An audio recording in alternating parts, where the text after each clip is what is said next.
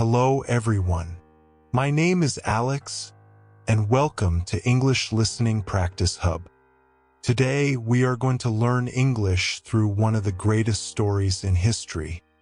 The story of a man whose words changed the world forever. A man whose plays and poems still live today, hundreds of years after his death. His name is William Shakespeare. In this video, you will practice English listening, and at the same time, you will learn about Shakespeare's life, his art, and his legacy. You will hear how a simple boy from England became the most famous writer of all time. And you will learn vocabulary, pronunciation, and natural English rhythm while listening. So listen carefully, relax, enjoy the story, and don't forget to subscribe to our channel, English Listening Practice Hub, for more inspiring stories like this. Now let's begin. William Shakespeare was born on April 23, 1564, in a small market town called Stratford upon Avon, in England. His father, John Shakespeare, was a glove maker and a respected man in the community.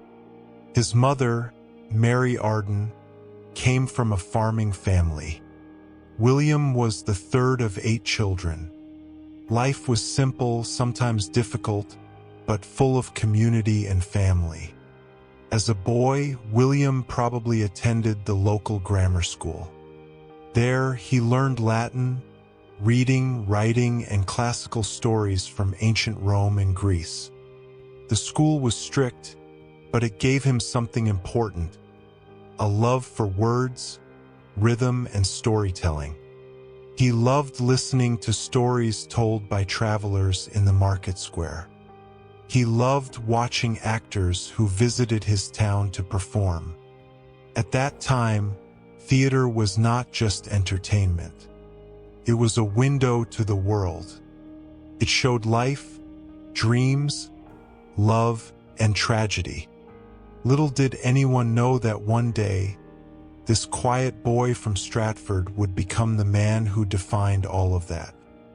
When he was a teenager, Shakespeare was curious, restless, and full of imagination. But he didn't come from a rich family, so his future was uncertain.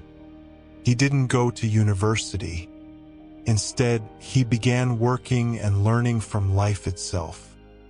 At the age of 18, William married Anne Hathaway, a woman 8 years older than him. They had 3 children, Susanna, and the twins Hamnet and Judith.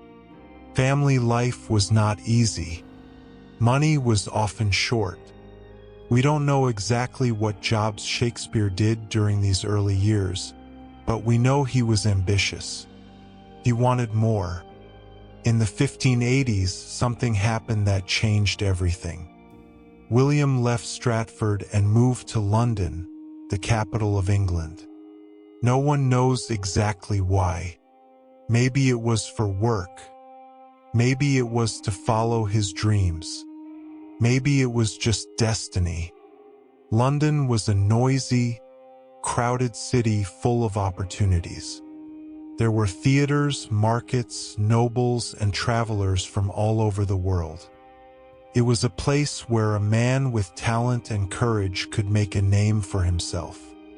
And William had both. When he arrived in London, he started working in the theater. First, perhaps as an actor or helper. He watched, learned, and wrote. He studied how people spoke. He listened to their emotions. He observed how laughter and sadness lived side by side on stage. Slowly, he began to write his own plays.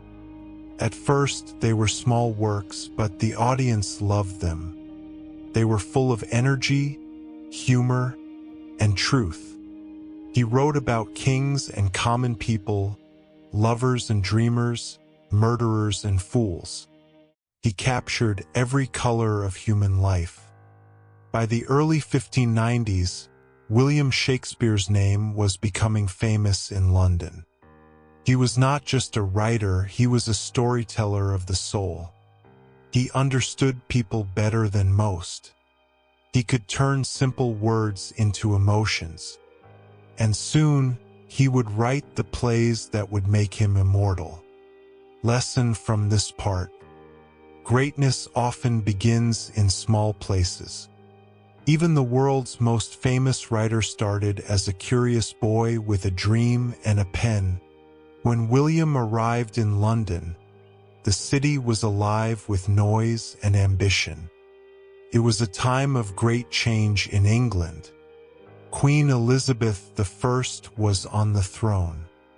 The country was growing strong in trade, art, and exploration. And the theater had become the heart of entertainment. London was full of playhouses, wooden buildings open to the sky. People from every class came to watch. The rich stood in balconies, dressed in silk and gold. The poor stood in front of the stage, cheering, laughing, and shouting. The theater was not silent, it was alive. In this exciting world, Shakespeare found his true place. He began writing plays for a theater company called the Lord Chamberlain's Men. This company later became one of the most famous in the world, and William Shakespeare became its leading writer. His early plays were full of energy and clever humor. He wrote about love, jealousy, and ambition, things that never change in human hearts. People quickly noticed his style. His language was rich, emotional, and musical. He could make audiences laugh one moment and cry the next. Some of his first successes included A Midsummer Night's Dream, The Taming of the Shrew, and Romeo and Juliet. Romeo and Juliet became one of his most loved plays. It told the story of two young lovers whose families hated each other. The play showed how love and hate can live so close together, and how pride can destroy happiness. Even today, people around the world know those famous words. O Romeu, Romeu, wherefore art thou Romeo? Simple words that have lived for over 400 years. Shakespeare's plays were not only stories, they were mirrors. He showed life as it really was. He wrote about kings and servants, about passion and power, about dreams and death. He gave voice to every part of human experience. He also acted in many of his own plays. He wasn't the biggest star on stage, but he understood performance deeply.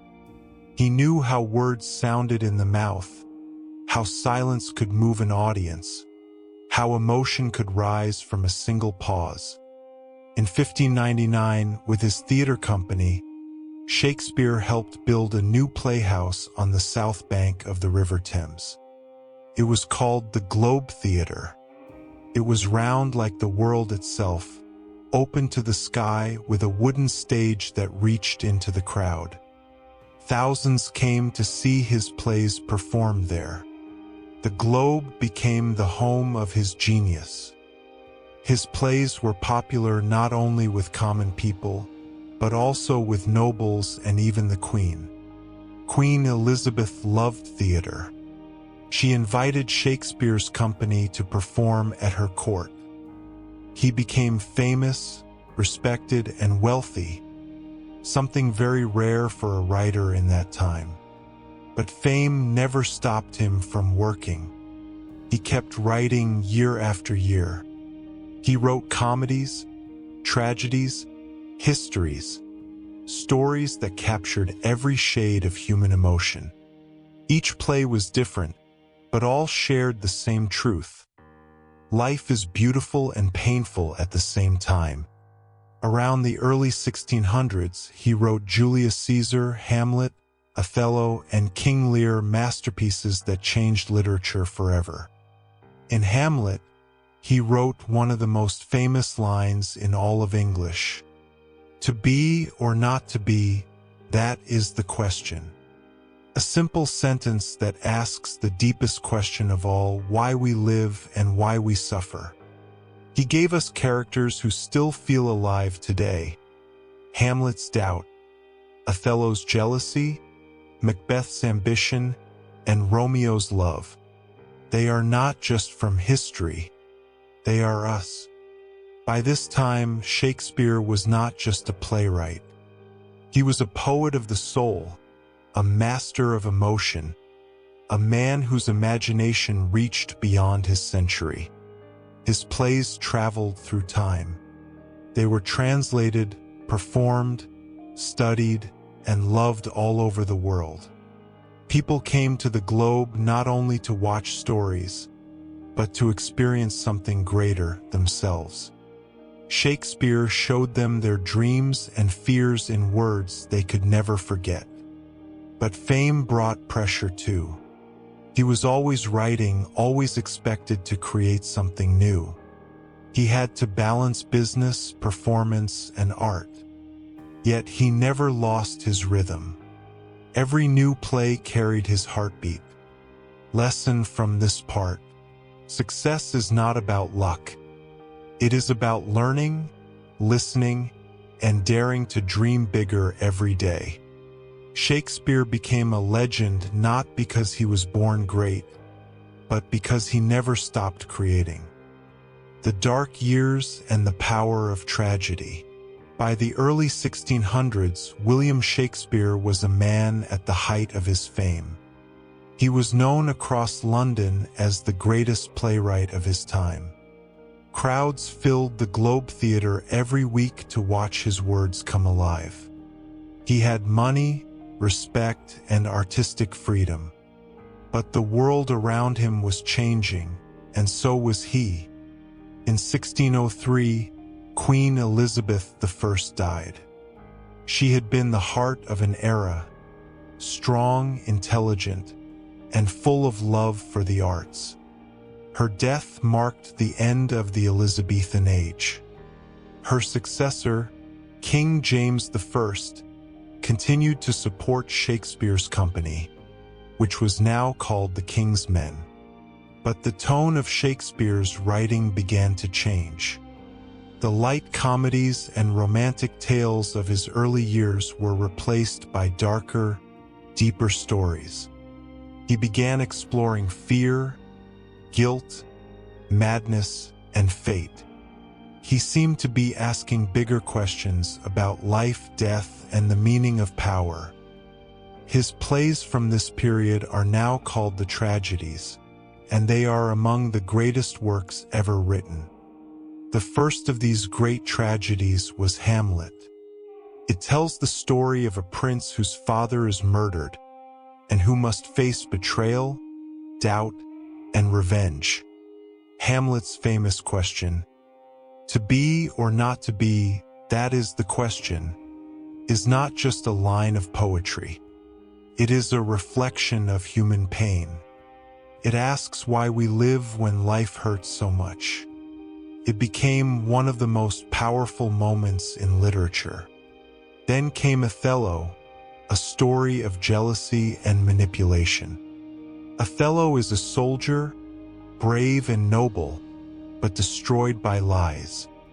Shakespeare used this tragedy to show how love can turn into anger and trust into ruin. Through Othello, he spoke about how easily a heart can break.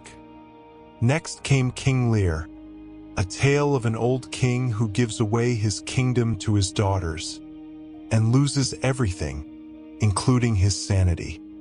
The play is full of pain and wisdom. It shows how blindness is not only in the eyes, but in the heart. Lear's fall is one of the deepest emotional journeys ever written. And then, Macbeth, perhaps his darkest creation. A story about ambition, guilt, and destiny. Macbeth begins as a hero, brave and loyal. But after hearing a prophecy that he will become king, he chooses to make it happen by killing his wife, Lady Macbeth, pushes him further. They rise in power but fall into madness. The play explores how desire for power can destroy the soul. Each tragedy carried Shakespeare deeper into the human spirit. He understood emotions that most people fear to face. He showed that every person carries light and darkness within them, that love can bring joy but also pain, that ambition can inspire but also destroy. His plays were not just about kings and warriors, they were about all of us. While his fame grew, so did his wisdom. He was no longer the young dreamer from Stratford. He had seen success and failure, love and death. In 1596, his only son, Hamnet, died at the age of 11. Many believe this loss changed him forever. His tragedies after that carry a quiet sadness, as if he was writing to understand his own grief. Still, he kept working. He wrote about pain but also about forgiveness, about endings but also new beginnings. His later plays, like The Tempest, show peace, wisdom, and hope. It was as if the storm inside him had finally found calm waters. By this time, William Shakespeare had written more than 30 plays and over 150 sonnets. His words touched every corner of the English language. He created phrases we still use today, expressions of love, fear, and laughter. He gave language a new rhythm. Every actor in London wanted to perform his lines. Every poet wanted to write like him. And every audience waited for his next story. But even geniuses grow tired. After years of success, travel, and work, Shakespeare began to feel the weight of time. He started spending more days away from London, returning often to his hometown, Stratford. There, he bought a large house called New Place and lived quietly with his family. Perhaps he missed the simple peace of his youth. He had written about every part of human life. Now it was time to live it. Lesson from this part: art is born from experience. Pain, joy, loss, and love all become stories if we have the courage to share them. Shakespeare turned his life into language, and that language became immortal. The final years and the legacy that never died. After many years of work and fame, William Shakespeare slowly stepped away from the busy life of London. He had given the world his words, his emotions, and his dreams. Now he wanted peace. He returned to his hometown, Stratford-upon-Avon, where his story had begun. There, he lived in a large house called New Place. It was calm, green, and full of memories. In Stratford, he became a respected man. He invested in land, helped his neighbors, and spent time with his family. People in town knew who he was, the famous playwright who had conquered London. But to them, he was also the boy who had once run through those same streets many years before. Even though he had left the stage, he never stopped thinking about stories. He sometimes visited London to watch new plays or to see his friends from the theater. He worked on revisions of his plays and helped prepare collections of his works. But his main focus was now life itself. The quiet rhythm of the countryside, the company of his daughters, and the feeling of time passing. During these last years, he wrote some of his most gentle and peaceful plays: The Winter's Tale, Cymbeline, and The Tempest. These stories were different. They were full of forgiveness and wisdom. The characters no longer fought for power or love. They searched for peace. It was as if Shakespeare himself was saying goodbye to the world he had created. In The Tempest, the main character, Prospero, is a magician who controls an island with his power. At the end of the play, he gives up his magic and says, "Our revels now are ended. We are such stuff as dreams are made on." Many people believe Prospero's farewell was Shakespeare's own farewell to the stage. A quiet promise that even though he would stop writing, his words would never truly end. In 1613, a fire destroyed the Globe Theatre during a performance of Henry VIII. It was a sad moment for everyone who loved the theatre. For Shakespeare, it was like watching a part of his life burn away. After that, he spent most of his time in Stratford. He had become a legend in his own lifetime, and yet he remained humble and private. On April 23, 1616, exactly 52 years after the day he was born, William Shakespeare died peacefully at his home. He was buried in the Church of Holy Trinity in Stratford-upon-Avon. On his grave are simple words he wrote himself. "Good friend, for Jesus' sake forbear to dig the dust enclosed here. Blessed be the man that spares these stones, and cursed be he that moves my bones." It was his final poem, a mix of humor, warning, and poetry. After his death, his friends and fellow actors gathered his plays and published them together in a large book known as the First Folio in 1623. Without this book, many of his works would have been lost forever. Thanks to them, the world still has Hamlet, Macbeth, Othello, and so many others. Over the centuries, Shakespeare's influence only grew. His plays were translated into more than 100 languages. They were performed in every corner of the world, from small-town stages to grand theaters. Every generation found something new in his words. Love, power, jealousy, guilt, hope. All are still the same today as they were in his time.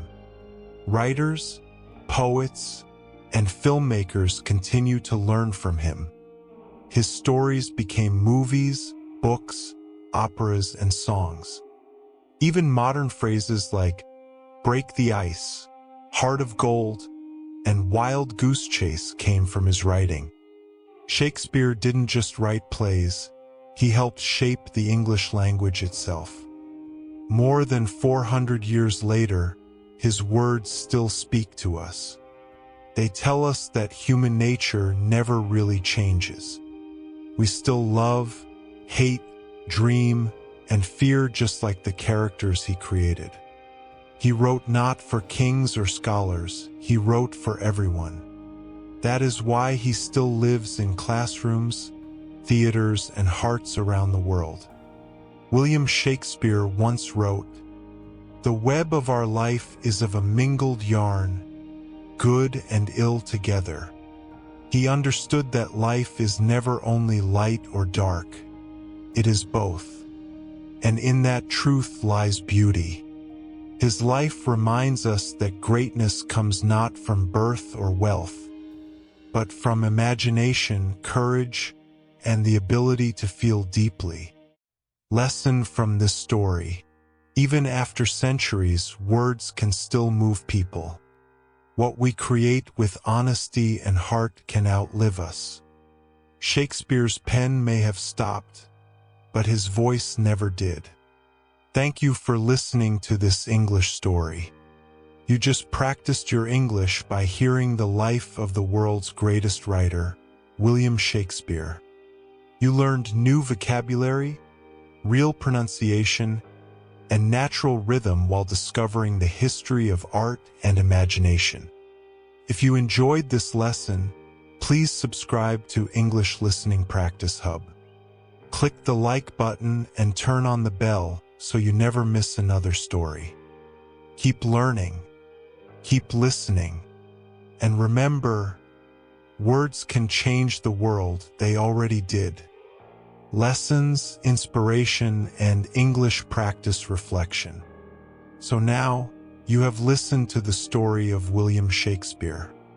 You heard about his childhood in Stratford, his dreams, his struggles, his love for words, and how he became the most famous writer in the world. You learned about his plays, comedies, histories, and tragedies, about love and power, about dreams and death. You learned that even 400 years later, his words are still alive. But this story is not only about history, it is also about you. Yes, you, the person listening right now. Because every story you hear teaches you something about yourself. Maybe you are learning English and sometimes it feels hard. You forget words. You make mistakes. You feel shy to speak. But remember this, even the greatest writer in history started small. He didn't know he would become famous.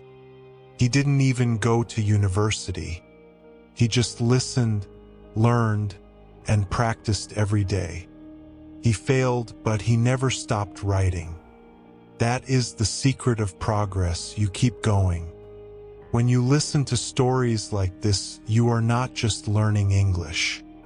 You are learning rhythm. You are learning how to think in English. You are training your ear to hear how sentences flow. This is how real improvement happens. Slowly, naturally, with every new story. Shakespeare's life is full of lessons about creativity. He used simple things, paper, ink, imagination, and turned them into something eternal.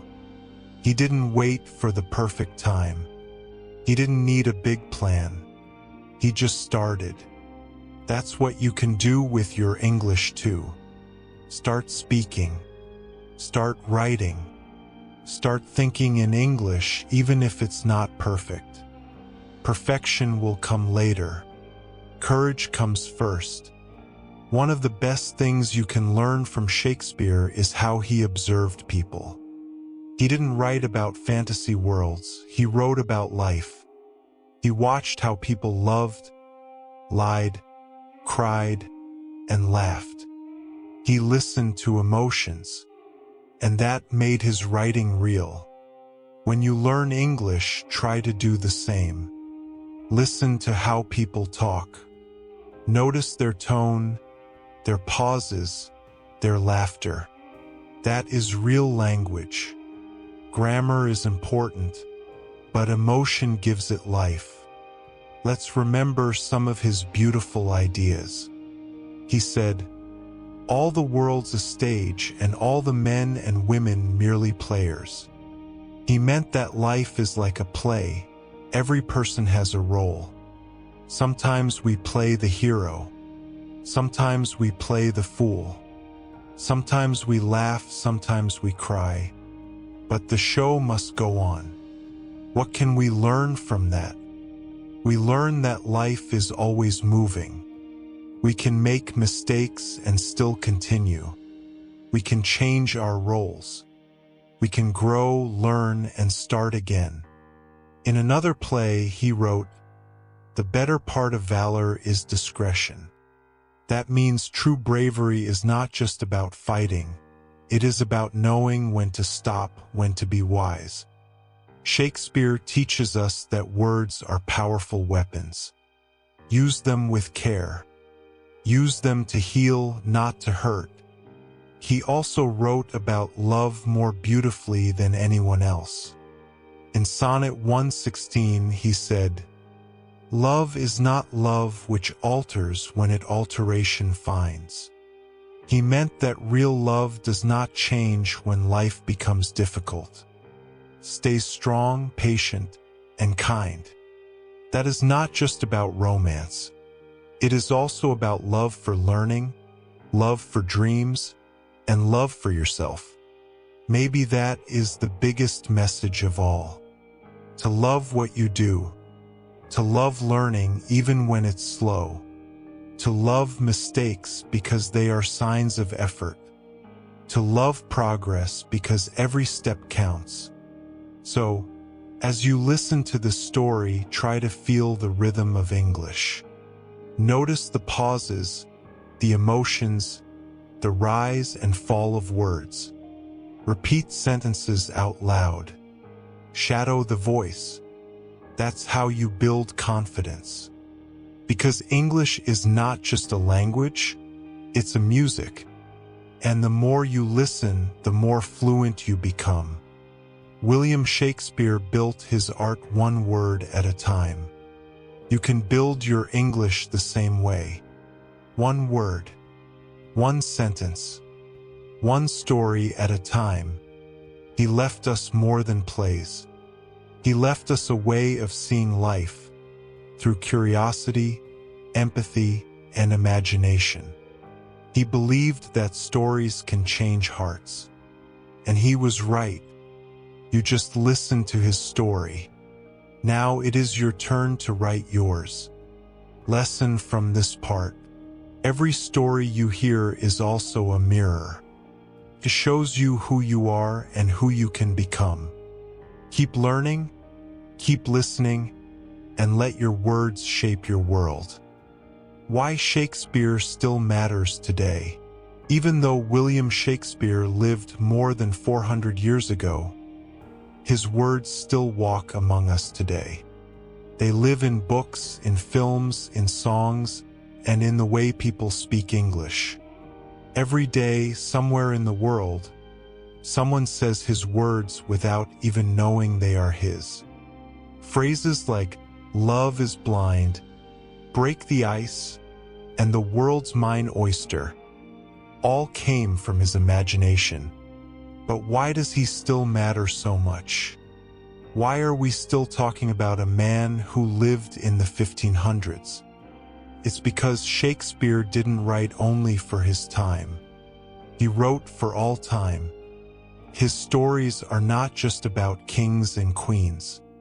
They are about jealousy, ambition, friendship, betrayal, and hope.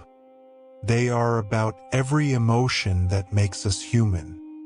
He showed us that people don't really change. The world changes, but hearts remain the same. When you read or listen to his plays, you are not learning Old English. You are learning timeless English, the kind that carries emotion, rhythm, and truth. You are learning how to feel words, not just understand them. For English learners, this is powerful. Because when you listen to Shakespeare, you are training your ear to hear real expression. You are hearing how stress, tone, and emotion create meaning beyond grammar. That is why we use stories like this on English Listening Practice Hub.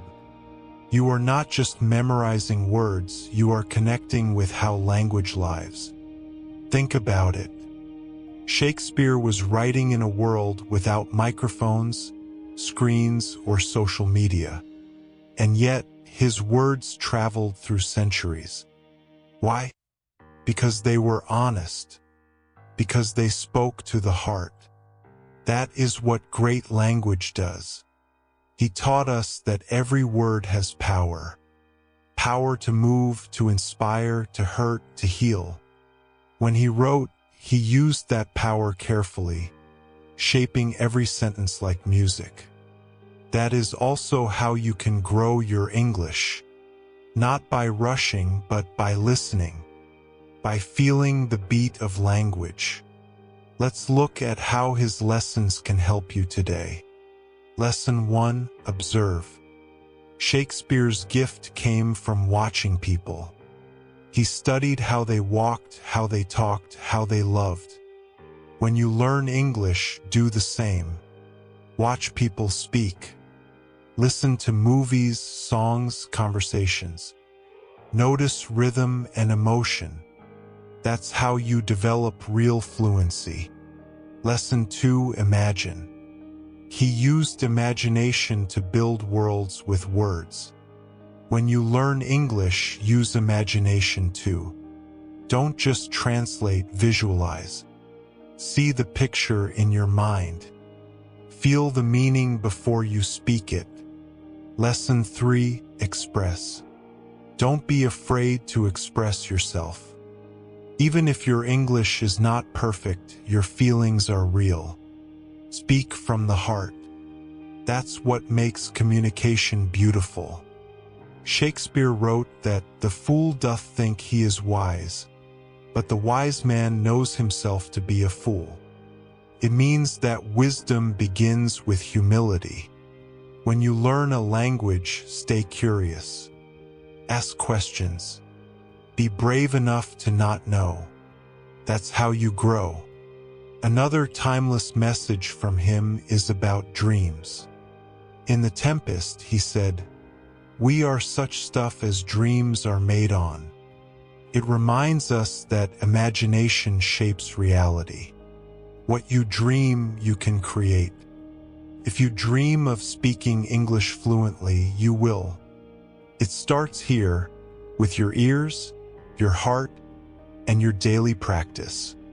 The beauty of listening to English stories like this one is that you are doing exactly what Shakespeare loved. Learning through sound, emotion, and rhythm. That is how people truly understand language, not by memorizing, but by feeling. And so, his work becomes more than history. It becomes a bridge between the past and the present, between art and learning, between language and life. Every time you listen to his words or learn through his stories, you are connecting with something ancient and alive at the same time. You are part of the same human story that began centuries ago, the story of expression.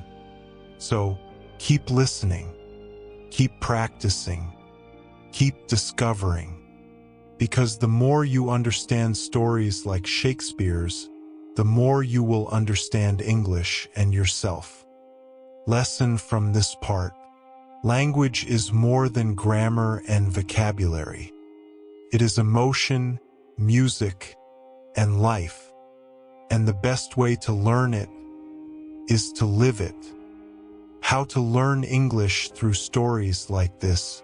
Learning English is not only about grammar rules and lists of words. It is about connection. It is about hearing how language feels, how it moves, how it lives inside real stories. When you listen to a story like this one about William Shakespeare, you are not just learning about a writer. You are training your mind to understand English in a natural way. Every pause, every tone, every emotion teaches you something about real communication. So how can you use this method to learn better? Let's talk about it. Step 1: listen actively. Don't just play the video in the background. Focus. Listen with intention. Follow the rhythm of each sentence. When you don't understand a word, pause and repeat it slowly. Try to hear the music of English. Step 2: repeat after the speaker. Shadow the voice. Speak at the same time as the narrator. Don't worry if your accent is different. Just practice the sound and flow. This builds confidence and fluency. Step 3: write what you hear. Choose a sentence you liked from the story. Write it down. Think about its meaning. Then try to use that sentence in a new context in your own life. This helps you turn passive listening into active learning. Step 4: connect emotionally. Ask yourself, how does this story make me feel? What part inspires me? What part reminds me of my own life? When you feel emotion while listening, your brain remembers better.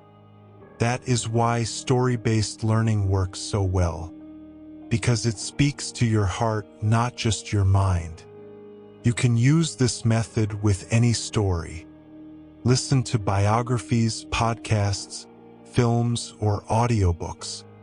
Try to understand the meaning without translating everything.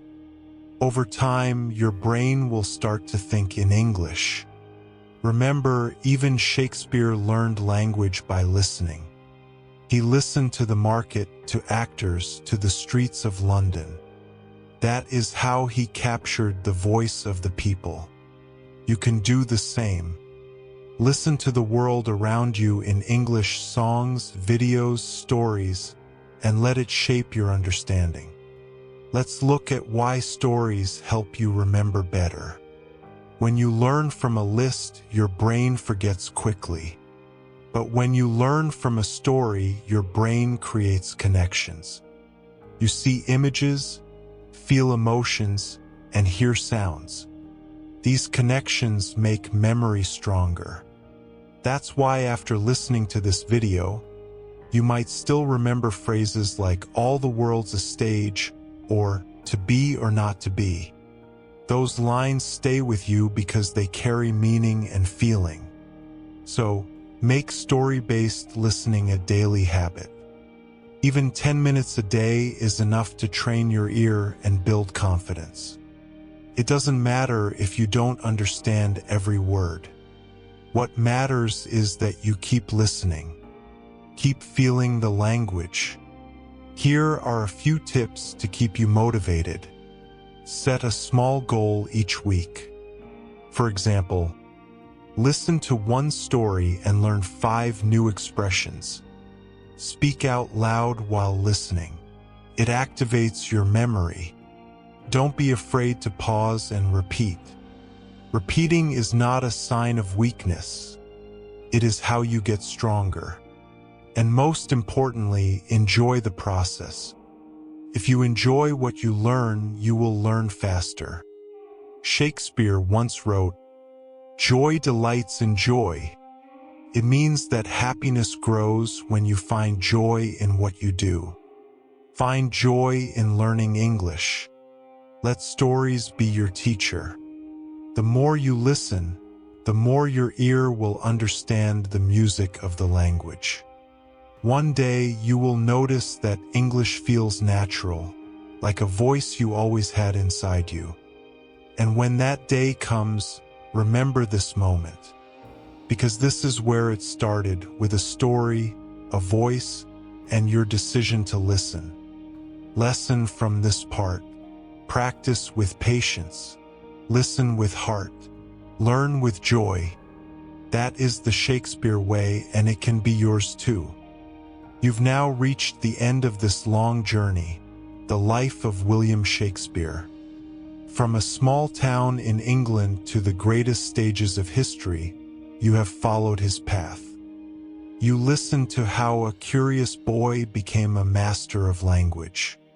You learned about his love, his pain, his courage, and his imagination. And along the way, you practiced English, the language he helped shape. Take a deep breath for a moment, because what you did just now was not easy. You listened, you focused, and you learned. That is how progress begins, one story, one word, one step at a time. Let's look at what we can take from this story. First, every dream starts small. Shakespeare didn't have money, connections, or education like many others. He only had curiosity and the courage to use his voice. You have that same power. Every time you speak English, even with mistakes, you are using your voice. That is your art, your personal story in progress. Second, creativity needs patience. Shakespeare spent years writing, rewriting, and learning from failure. Some of his best works came after pain and loss. He didn't stop when life was difficult. He used emotion to build beauty. You can do the same. When English feels hard, turn that frustration into motivation. Let it make you stronger. Third, Language is connection. When Shakespeare wrote, he wasn't just telling stories. He was reaching people. He gave them laughter, tears, and hope. That's what language is for not just grammar, but emotion. When you learn English, don't only focus on being perfect. Focus on connecting with people, with stories, with the world. And finally, learning never ends. Even after you finish this story, there are more to hear, more to learn, more to feel. You can listen to the lives of scientists, artists, and dreamers, and each one will teach you something new about English and about life. Every great journey begins with listening. Listening is how we understand others and how we understand ourselves. That's why this channel exists, to help you listen, to help you grow, and to help you fall in love with learning.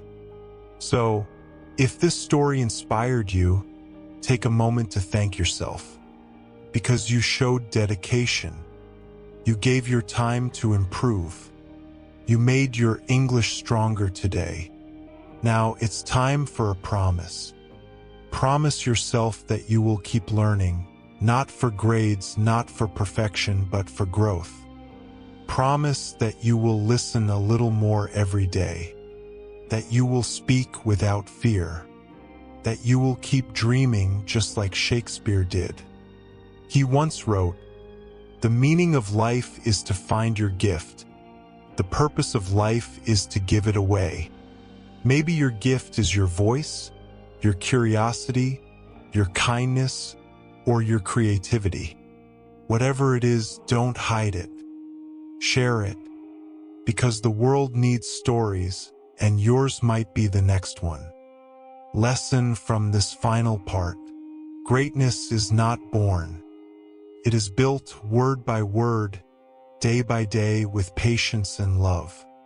Keep your heart open, keep your ears listening, and your mind will never stop growing. Thank you for listening to this complete English listening story. You just learned about the life and legacy of William Shakespeare, while practicing real English with emotion and understanding. If this story helped you learn, please subscribe to English Listening Practice Hub. Click like, leave a comment about what you learned, and turn on the bell so you never miss our next story. Keep learning, keep believing, and remember, your words have power just like his did. Use them to inspire, to connect, and to grow. See you in the next story. This is Alex, signing off. Thank you for listening.